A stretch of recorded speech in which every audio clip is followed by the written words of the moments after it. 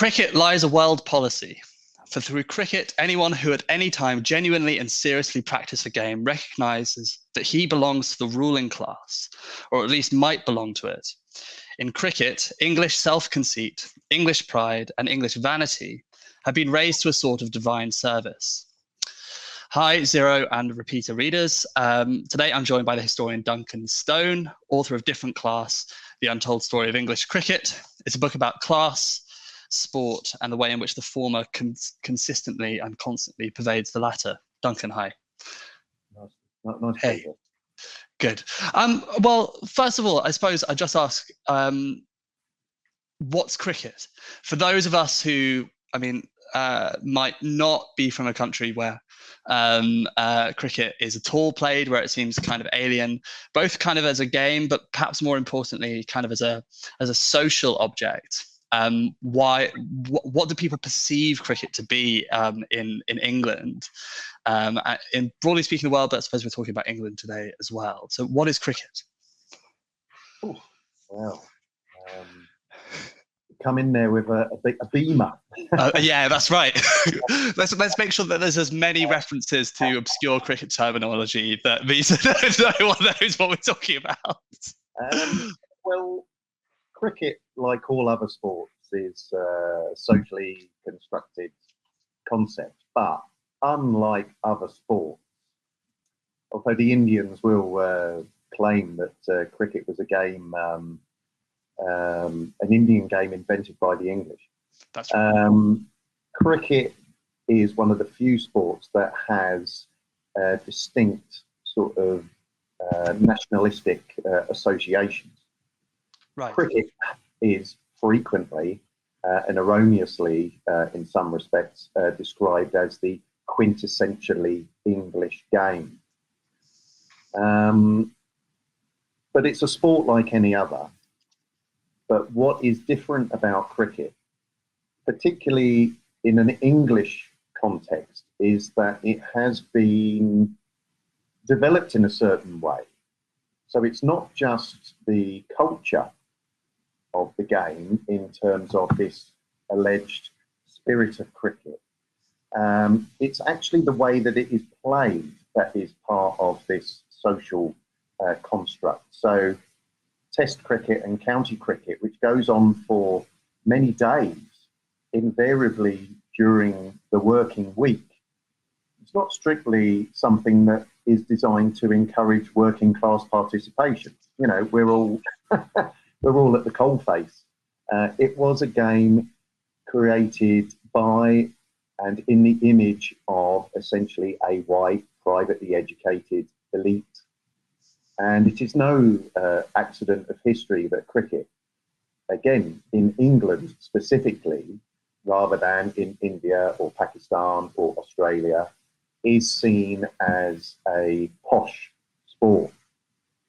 Indeed, the culture of English cricket has shaped, as C.L.R. James rightly argued, English national and regional identities.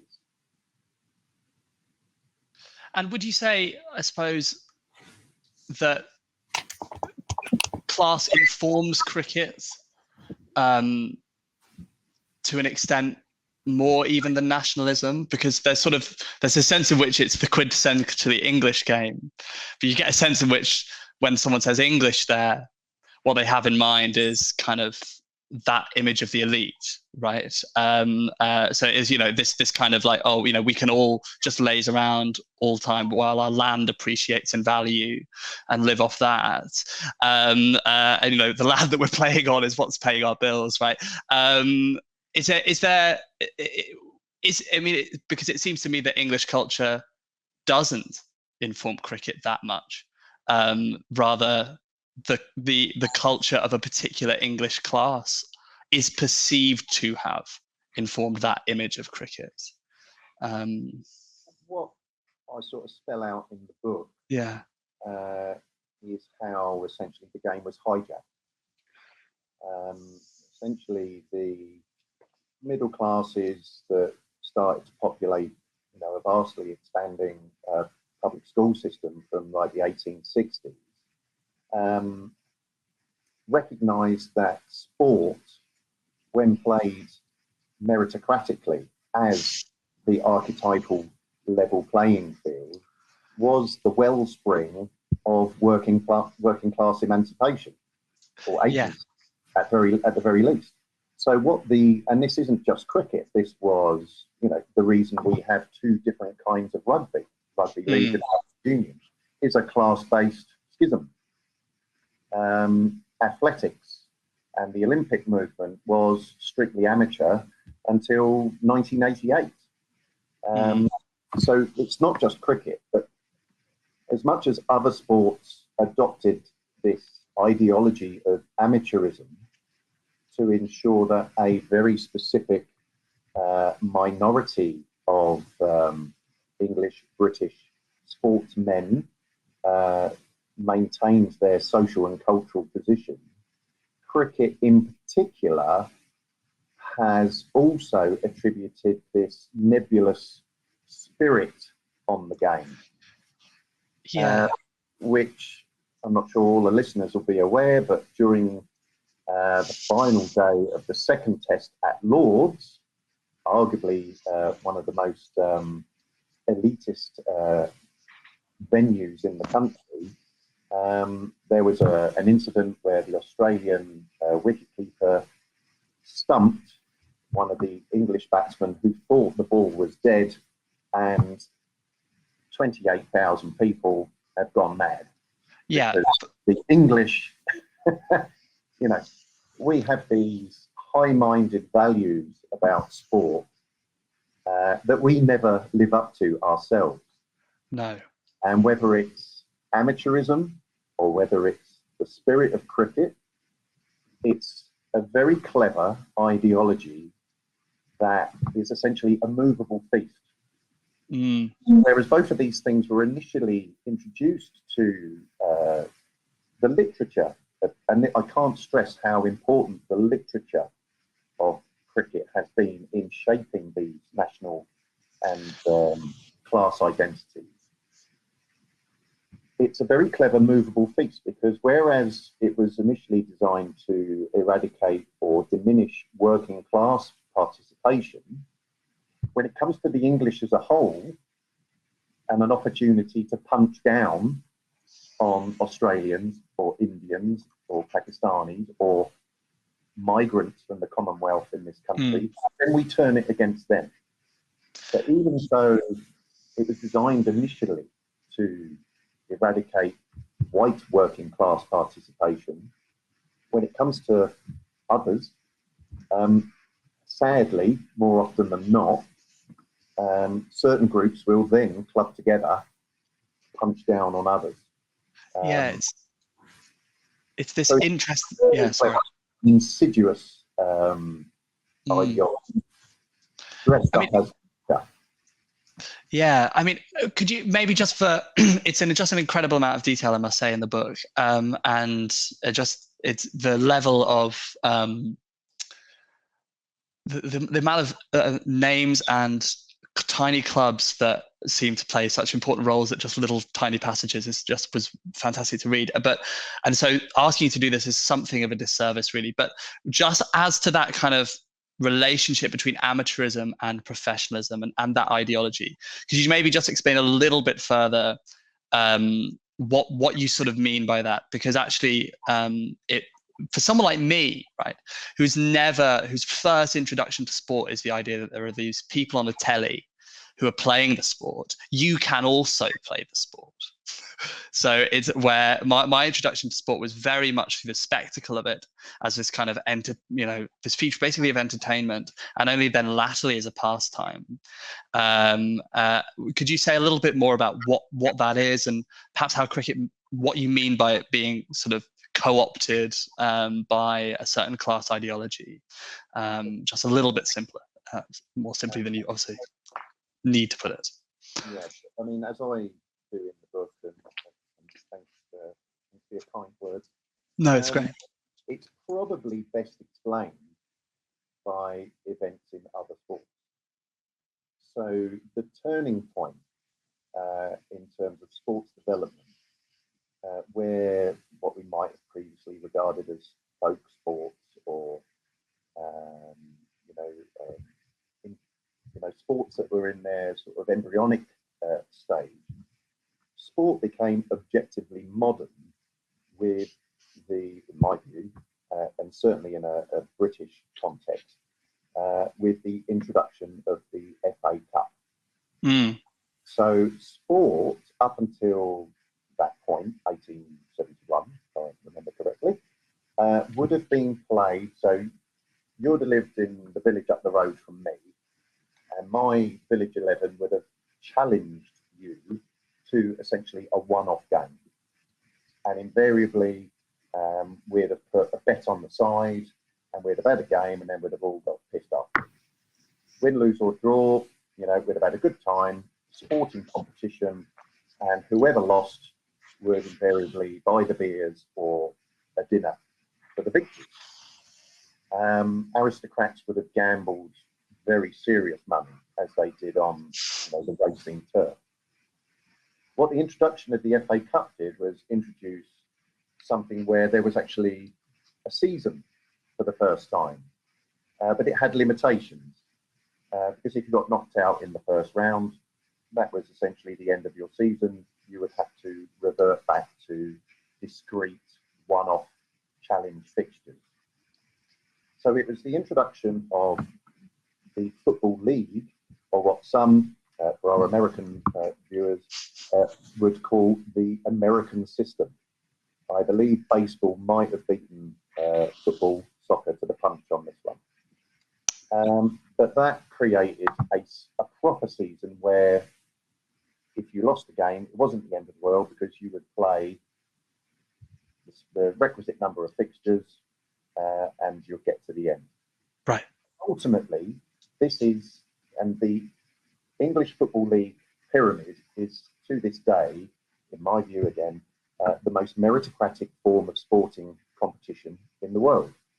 Yeah. And that's what made football the people's game, because it was run on objectively meritocratic lines.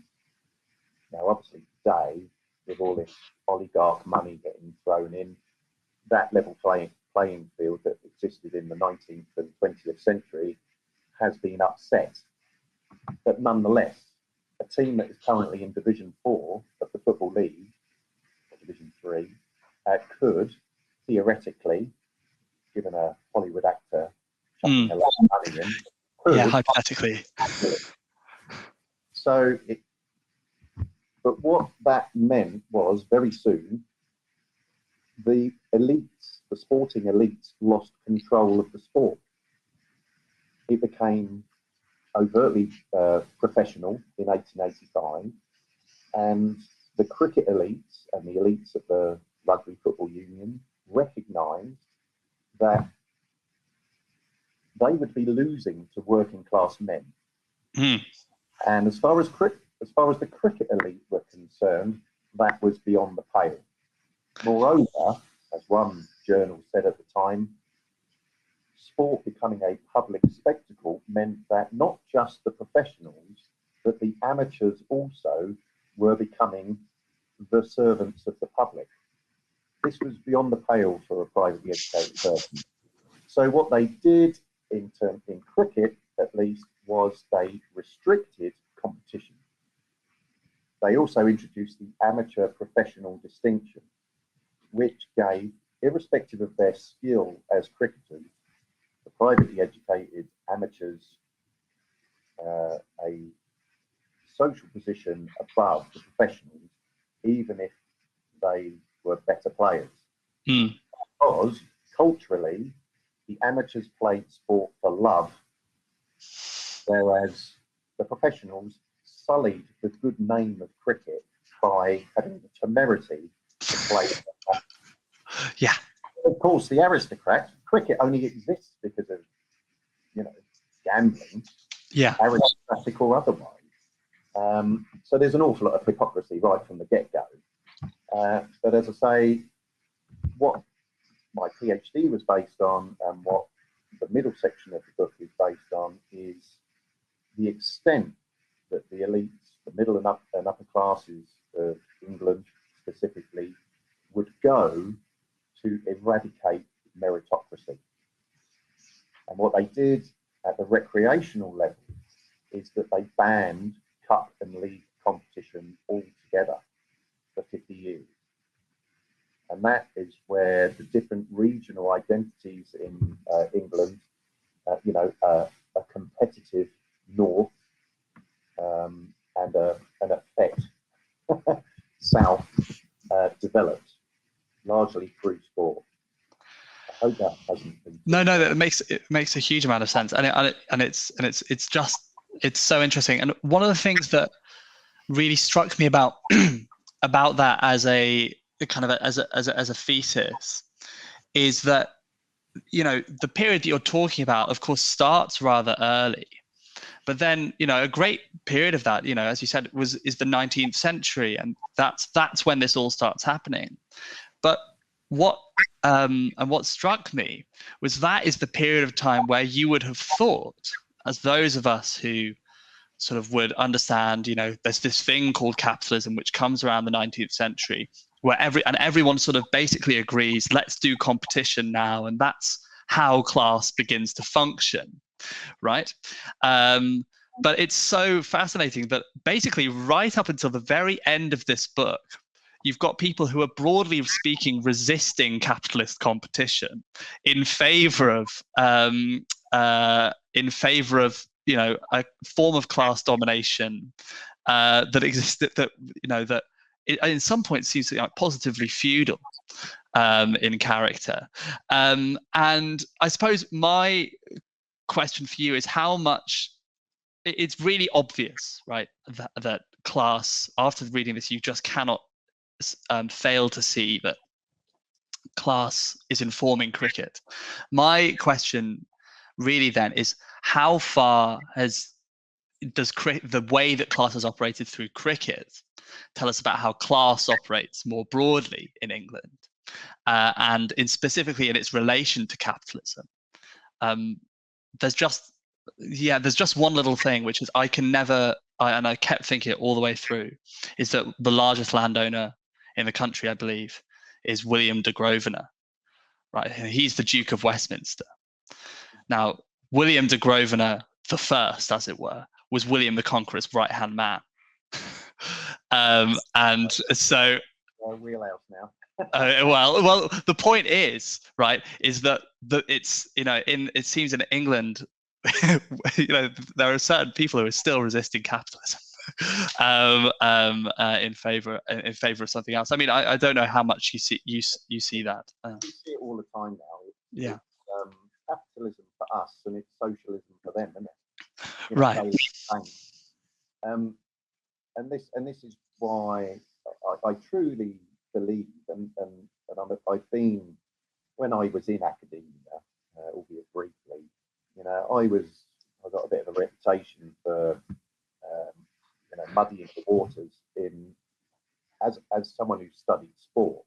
I came up with a lot of snobbery. You know, there's a lot of people who think, you know, if you're not doing kings and queens, or you know, over political history, as one professor said to me at a conference, you're not doing proper history. Actually, if you want to know how the UK works, look at sport. Yeah. Sport is where the elites of the UK show their true colours. Because it's supposed to be this level playing field, and they can't bear it. They cannot bear it. So what they do is they manipulate the structure, the organisation, and the culture of sport where they can, and rules that guarantee they win. Sport, like capitalism, is anything but meritocratic. You know, we live through an era now of what is usually known as crony capitalism. You know, who knows?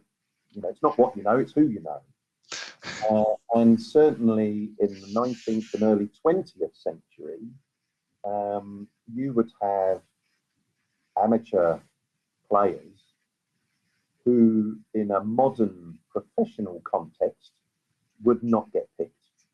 No. But you had to have an amateur gentleman as captain, because you couldn't have, or in a West Indian context, you would have a white man captaining 10 black men. So it's blatant, and again, this isn't just cricket, but cricket, I think, is where this notion of the gentleman amateur has survived the longest, largely because of all of these nebulous ideas about behaviour and etiquette that are tagged on to the game, when ultimately they have nothing to do with the sport as played. So again, I've gone off on a tangent now. No, tangents are good, but I suppose, and the slightly weird thing reading it was that my impulse actually is that so for those again who don't really know so much, but there's a good deal of resistance to money coming more and more into cricket. Again, I'm too young to remember before money being absolutely thrown at football, but it's sort of more obvious right over cricket. Again, I was brought up. I don't remember cricket before 2020, right, which you talk about a bit. But there's and my impulse, right, is to resist money and the market coming into a sphere, because the idea of playing it merely for enjoyment, and playing it for the sake of just playing the game, sounds to my ears almost like a rejection of the idea that everything that we should do in our life should be for money. Now, of course, it begins as this way of saying, well, because we can afford to spend the time away from our jobs, no one should, and it just becomes merely a point about class differentiation. But how much of that value of that kind of anti-productivist, anti-competition value do you find any sympathy for? Because it seems to be one that I think of a little bit. I mean, yeah, I don't know. I think it all depends on context. Yeah. A load of 7-year-olds running around chasing the ball. Yeah. It's fun. Yeah. But what I highlight and ultimately, sport ceases to be sport unless it's competitive. True. According to the dictionary definition. And this is what happened with the suburban or metropolitan elites that banned cup and league competition. Cricket, in particular, ceased to be a sporting encounter. It was, first and foremost, a social encounter. But this is where I have the issue with competition, and I think competition has to be key in sport, is that these elite clubs that were blessed with very well appointed grounds and portrayed themselves as the best standard of cricket. When actually there would have been any number of working men's teams that would have probably wiped the floor with them. This is what I highlight. So it's not competition is bad. Competition is inherent to sport.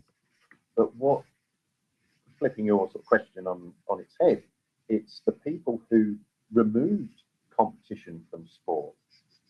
Yes, you could argue that the county championship was an inherently anti-capitalist endeavour, but at a recreational level, which I studied for my PhD, their removal of competition was a cultural decision that enabled them to pick and choose who they play against. If you play in a league, you don't get to choose who you play against because it's meritocratic. If you remove yourself from that league, as they did, what you had was an elite cartel of essentially middle-class cricket clubs that only played each other. And the sad fact of the matter is, despite leagues finally being reintroduced to the London and the southeast of England after 1968, those clubs have retained their privileged position. So the game's in a bit of a mess historically, but again, I think the importance of the book is that, to quote the ICEC report, which obviously I'm not sure the listeners will know, but exposed endemic sexism, racism, elitism, and classism throughout English cricket at all levels. I think the game and the ICEC report and my book has held a mirror up to the sport for the first time. And I know Kyle's not here, but I think he would have probably asked about methodology and stuff. But having written a people's history from below, I cannot stress the importance that we do this more often. Because we allow essentially white, privately educated people to tap up their mates in the publishing industry and publish orthodox histories that only embolden the status quo. Nothing will ever change. Yeah, I was actually at a secondhand bookshop the other day, looking through all the books on cricket, because I'm in a part of the world where there are a number of books on cricket, and I couldn't believe the number of them that were saying exactly the opposite of what you were saying, what you've been saying, and that is credit to your book, not a praise of theirs. Now, I did want to ask a little bit about methodology, because as I said, it was so, for me, just at points, it was, happily counterintuitive, the things that were coming to say about class and the way that class was working in the sport. Not always friends with capital, would draw it in when it chose to. And I suppose, what was that basically what led you to to study the amateur game? That that perhaps that there was something about class that would only be revealed if you look at it at that kind of such a micrological level, or was it more a kind of more basic kind of no one's looked at this yet impulse? I mean, what essentially was it that drew you to initially the amateur game specifically? Was it that kind of methodological impulse? It's a combination of personal experience and just random luck, I suppose. Yeah. And the way my dark brain works, I think I'm wired a bit differently to some of my academic mates. So, I experienced class-based discrimination when I was about 12, and then I walked away from cricket for about a decade. But the real sort of turning point was when I first went to university. So I went as a mature student at 32 years of age, with no A-levels, no undergraduate degree. I went straight to a master's in sociology of sport, which you were allowed to do then because higher education hadn't been turned into the Ponzi scheme that it is now. And I was in a lecture, so this is back in 2001. I was in a lecture that was on identity, sport and identity. And research into sport, be it history or sociology, was very rudimentary back then. And pretty much the only sort of identities that were studied at that time were national identities. So there's a lot of research at the university I was at based on football hooliganism, England football fans chucking plastic furniture around, or mega events such as the Olympics, stuff like that. And this is the second time today I've told this story. And I was, as my mind does, my mind was wandering. And Yorkshire, in the north of England, is very synonymous with cricket. And I was thinking to myself about the fans at Headingley, their ground, chanting, Yorkshire, Yorkshire. shit. Which is something that never happens in Surrey. You never get the Surrey supporters chanting. It's Somerset la la la down here. Well, you might, we're sort of swallowed up by London, basically. So Surrey, like Middlesex, specifically, have kind of lost a bit of their own identity. But I posed the question, what about regional identity? And Ivan, the professor, said, nobody does it. And then I did my master's dissertation on a comparison of Yorkshire Surrey supporters, 200 of each county. And I looked into the different supporting patterns and the different meaning of cricket to them.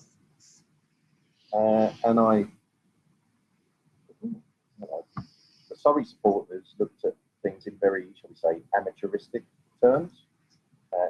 Cricket to them was just a game or a way of life. Cricket as more than a game.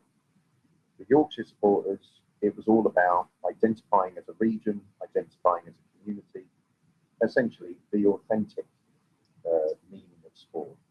Sport developed because local communities and civic pride, notions of civic pride were very important in the development of football cricket in this country, certainly. And after a 7-year hiatus after the Masters, then I picked up the research again and I looked at Surrey in particular, and then by accident I found out about this story about how competition was effectively banned. So there's a lot of luck involved in exposing this scoop, if you like. Yeah. But having discovered this story, then it was like pulling a thread jumper. I just had to see it through to the end, and 13 years later, Repeater were good enough to publish the book. Yes, I mean I didn't know that it had taken. I mean, that it was a project that long, but it goes some way to explaining, how as someone who occasionally, attempts to write things, right? I kind of found it slightly bewildering, the amount that clearly had gone into this book. Perhaps this is just because I'm an airy-fairy theorist rather than I don't really know kind of actual work goes into my writing except sitting around drinking coffee. That isn't true, but it sometimes feels like it when you're reading something this detailed. I mean, and yeah, so I mean, on this idea of the history from below, for me, the other thing that was ringing in my ears is a quotation that I really like from E.P. Thompson, which he says, after writing that massive history of the English working class, making of the English working class, says, what I found was not that class was on a level, it was on every bloody level, is what he says. And it doesn't seem to function as this kind of abstraction, but that has this kind of you've got the people who've got property or the people who haven't. And you can then explain a regional identity in terms of class, or even explain a national identity in terms of class. It seems so obvious reading your book that that there is no possibility of separating them, and you do a good job of highlighting class at every turn. And there seems to be this kind of consistent pattern of domination on that front. But would you agree there that basically when you look at it this closely, it seems impossible to think about class as anything other than something like a differentiation, right? Apportioning into different classes, as you put it. Does that feel right? Yeah. Yeah. I mean, I see class everywhere. I mean, obviously, No. I'm attuned to it now. Yeah. But it's a blessing and a curse, seeing class everywhere. And clearly, the cricket establishment, who are invariably, like middle-class men who have either been or not been to a private school, at all. So the reception of the book has been mixed, to say the least. Is that right? I've been compared to Karl Marx. Surely only a compliment. Well, of course, I'm wearing that. I've been compared to Richard Thompson as well, and again, it's a badge of honour. But as far as these people are concerned, and some members of the public who sort of posted reviews of my appearances on other podcasts, even, I was a bit suspicious because I heard him on a podcast and all he was talking about was class. People just don't want to confront it. And, you know, this hegemonic orthodox image of cricket is so ingrained within the cricket community. A lot of people that this culture is designed to exclude wholeheartedly support it. Yeah. When they read my book, even though I'm sticking up for them and saying, "Oh, wait, look at this," they feel as if I'm committing some sort of blasphemy against the good name of cricket. So it has been quite difficult to. I mean, I'm not well liked in certain cricket circles. But then, as I said to one traditionalist, you know, I'm not here to make friends. I'm here to actually help save cricket from itself. That sounds very high-minded and ambitious, but you've got to pick. It's a good ambition. And cricket is something that I now know about and be slowly, hopefully, especially in light of the ICC report, maybe contribute to making things better. Well, exactly. And after all, you know, why do we write these books? You know, the whole reason I sought to publish this as a popular book rather than with an academic press with £100, €100 cover charge. Yeah, I want it's a popular subject with an important message, and it needs to be read as widely as possible. Otherwise, and this is my problem with a lot of academia. Otherwise, why are we bothering?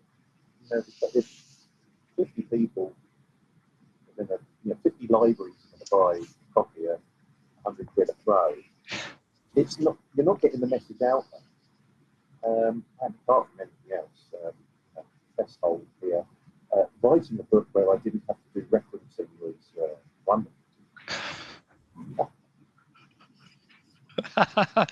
Well, I mean, I didn't necessarily notice that, but yeah, you can imagine. And there are, of course, I mean, perhaps, you know, the way that class functions through academic publishing is probably, you know, maybe that's another book. But but I suppose, yes, I suppose what else interested me was kind of part of it again was just that class just seemed so constant, and it almost in exactly the same form, right, at each point, because obviously, you know, if you what you might have expected would be that class would shift and change throughout time as the economic situation in the country might change, right? Never kind of disappear, but sort of change. I mean, for one, was there any specific? Is there a sense for you in which that was true through cricket, that it perhaps you know, had sort of patterns in which, well, class operates this way at this point and then that way at this point, and then kind of the follow-on for that, I suppose, would be where in the supposedly, of course, not really, but supposedly. You know, the language that we get told post, let's say 1990, right, is that the working class has kind of disappeared. It's no longer really exists. But in the sense that it has changed and has been transformed by neoliberalism, or whatever you want to call it. how would his cricket, has the way that class has been functioning through cricket changed at that moment, or would you say that it's broadly speaking, the same as it was in 1871?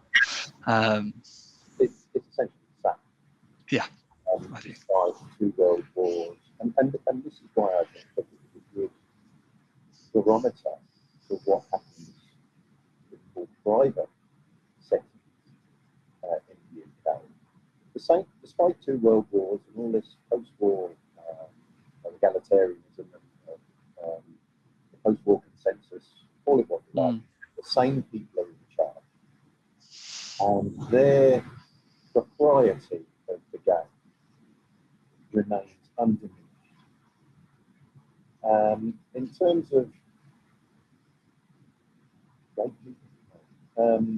of certain people who come from working class backgrounds, so there's a very famous cricket writer, Neville Carter, who was given a knighthood services to cricket writing late in life.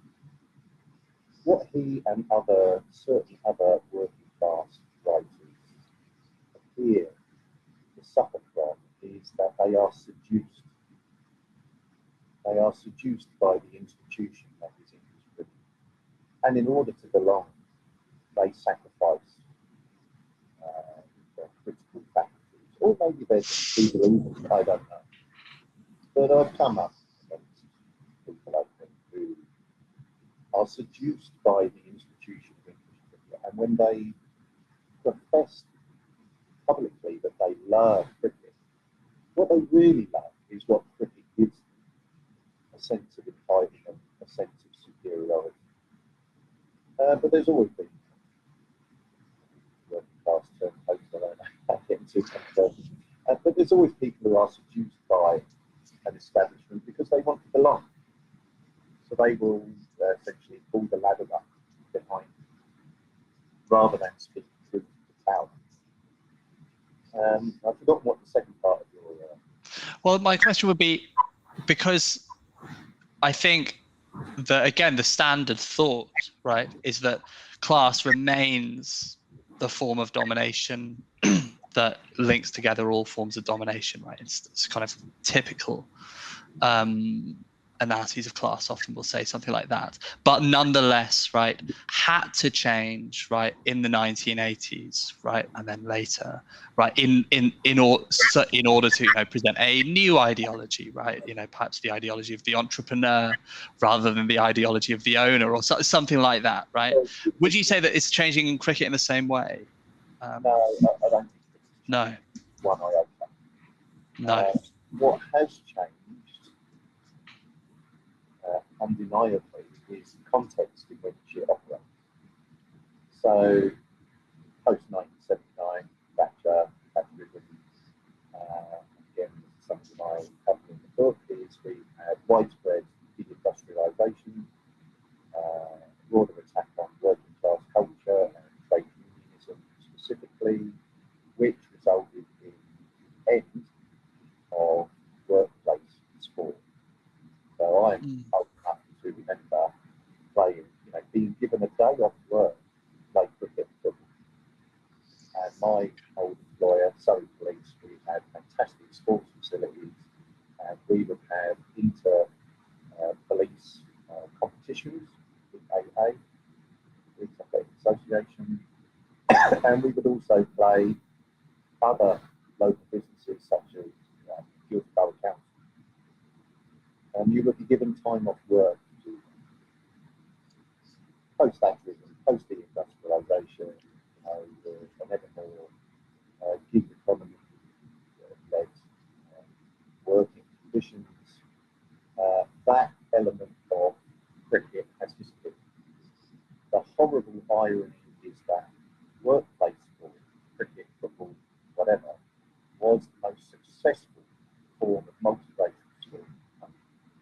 It's all gone. It's not coming back. The same goes for the selling off of state school playing fields after 1981. Between 1981 and 1997, over 10,000 playing fields sold off. So we're now in a situation where the privately educated are overrepresenting us in every sphere of civil society, because be it popular music, be it journalism, be it the law, be it sport, they have all the advantages. They have the facilities, they have the time, they have smaller classes. So the context in which cricket operates, it's what I'm not forgiving them, but we need to acknowledge that not everything wrong with cricket is the governing body's fault. Broader socio-economic decisions made by all governments since 1979 have made sport an inherently elitist situation in this country. Largely, John Major, an avowed cricket lover, who wrote his own book on cricket, when he introduced lottery funding in 1994 and 95, and an organisation called Sport UK, Sport England, that meant the end of the Sports Council, and crucially, it's up to that point very successful credo of sport for all. So from 1965 up until 1994, we had the building of numerous sports centres and the provision of sport at the grassroots level. After the introduction of lottery funding, essentially it was a new form of elitism where we were only interested in pursuing Olympic gold medals. And that's why lies in statistics, but I think it was 2/3 of medalists at the Beijing Olympics were privately educated. Yeah. So, again, this is not just cricket. Cricket, I think, is the best way for exposing the reasoning behind a lot of this elitism, the cultural war that has been waged over sport. But it goes across the board today because of the lack of state provision and the overabundance of private provision for the people who are already blessed with money and disposable time. Yeah, I mean, it's something which is coming to mind is that maybe they're right, but maybe for the wrong reasons to say that cricket is the quintessentially English sport, because it is more about class, almost arguably, than any other sport, and that you can understand the British class system, or the English class system at least, almost entirely through cricket. I think you could this book, you can come away from it, broadly speaking, understanding what England kind of is like in the way that it operates. Respects, the book isn't about cricket at all. No. Cricket is just a very heavily the legal window for actually viewing how, if the middle and upper classes had their way, the country as a whole would look like cricket. It would be essentially a closed shop. That might sound slightly extreme. But having spent over a decade looking into this and the entrenched attitudes that had revealed themselves again in light of the ICC report and accusations by the establishment that it's woke. If we allowed them to get away with it, the whole country would be run like cricket has been run for the last century and a half or more. I think it's a cautionary tale that if we don't start, pulling back and addressing these entrenched forms of elitism,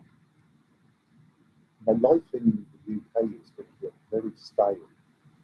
If we allow 7% of the populations to dictate our social, economic, cultural, political life. Where are the new ideas going to come from? Where's the next working class hero coming from?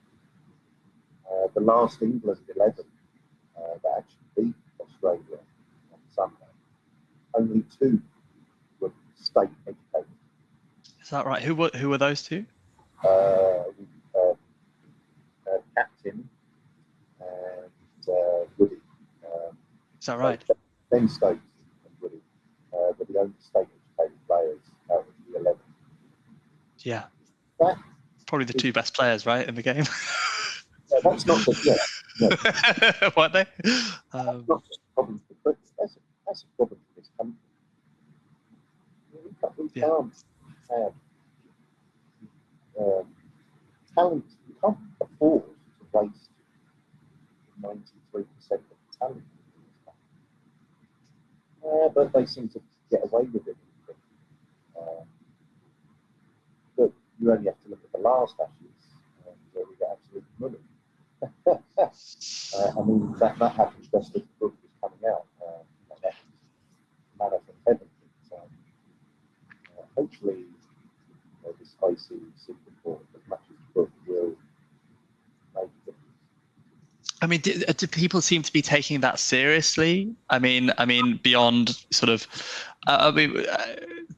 with regard to, because there was this kind of this one game initiative, right? This for all initiative, right? All of these various slogans. Is there anything reasonably that you see being done?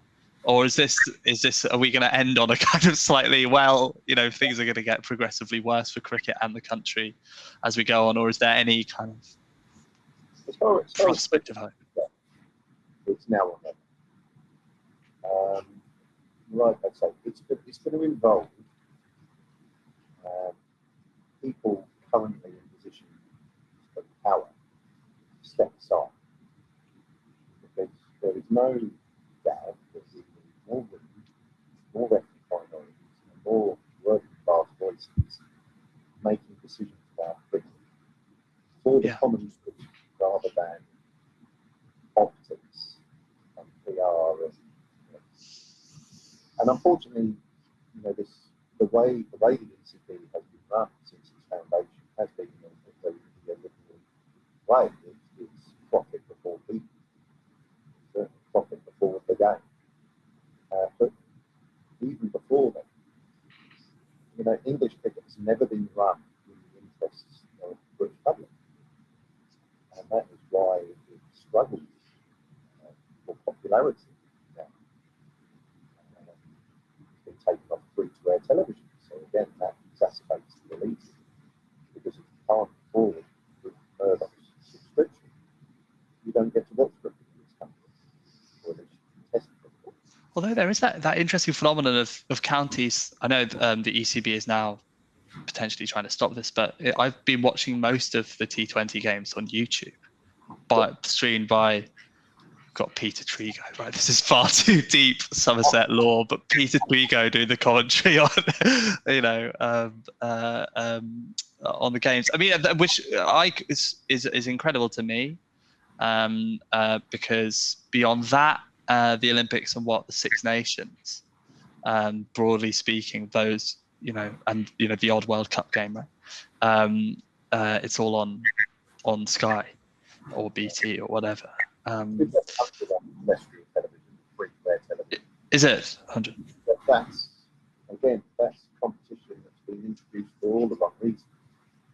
Yeah. They might try and argue that it's to boost the women's game and get more families following the game, but the ECB is in control of a perfectly